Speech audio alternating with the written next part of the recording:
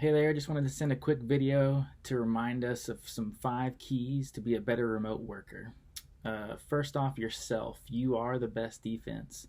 You have several layers of security, but the attackers know that you are the weakest link in that security, which also, for me, means that you are the best defense.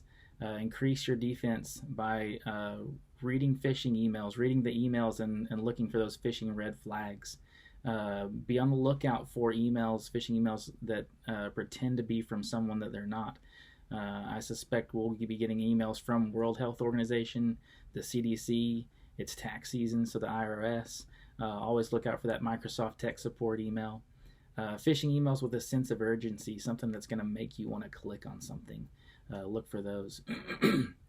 If the email looks like it's from someone that you know, but the wording is off, then be on guard. Know that that's a red flag, and remove that email from your inbox. Your home, your wireless in your home. A lot of us remote workers rely heavily on our wireless. So be a good, secure remote employee. Change that default password on your wireless access point or your modem. Use a strong Wi-Fi password so that you know who's connecting to your Wi-Fi. Use strong encryption.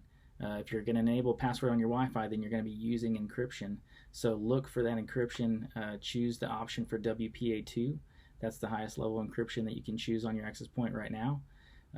Do not choose WEP or WPA. That is not the best encryption for a secure remote employee. Your passwords. You need to use strong passwords. For me, I recommend and follow the SANS recommendation of using passphrases. Passphrases are more strong, more secure passwords. Use 4 to 5-letter word passwords or words for your password so that it's easier to type, easier to remember. You don't have to do the finger gymnastics to type that complex password that we used to think was complex and tricky, but is actually easier to crack than a passphrase. Use different and unique passwords for all of your sites. We all have many online accounts and many accounts to access a bunch of different information. It would be a shame to have one password ruin and get compromised multiple accounts, so make sure you're using different passwords for your different accounts. With that, using the different passwords means you're going to have to remember more passwords. I rely on a password manager and recommend password managers to help you remember those passwords. They can do more than just passwords. They can help you remember a bunch of different account information as well. They can help type in that information. It'll lower your stress level, I promise you. If you're going to use password managers, and even if you have online accounts, rely on 2FA. Start enabling 2FA, two-factor authentication or multi-factor authentication, to help better protect your accounts. That could be one of the best ways to protect those online accounts. Password managers especially need to have 2FA enabled on them. 2FA relies on using your password. That's one form of authentication, and then it also will use something like your fingerprint or a code on your phone. That would be the second form of authentication. So make sure you use the security measures to do that. Your updates, run those system updates. Your operating system needs to be updated. Your devices, your phones, they need to be updated. Applications that you run on your computer need to be updated. If you're running Adobe or different pieces of software, those also all have updates that need to be run.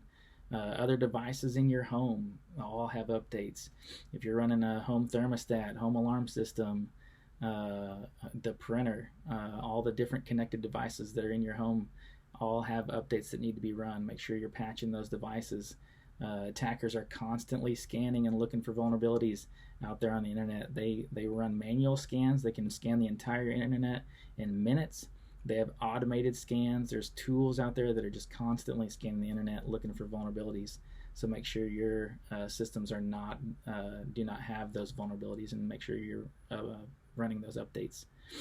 PowerCycle your modem. Your ISP does a good job of sending updates to your modem, but a lot of times those modems do not get that patch fully installed until you reboot the modem. So make sure you PowerCycle or unplug your modem for a little bit and plug it back in. I would recommend doing that at least monthly. The last key I would say is your kids and your guests. People that are in your home, make sure that you don't let them use your work device. If you have a separated device specifically for work, make sure that they know that that is for work and that they don't get on there. We don't want them manipulating information, deleting information, or causing that device to even get infected potentially. Know who's on your network. We talked about that before with the wireless. Make a password for your wireless so that you know who is connecting to your network.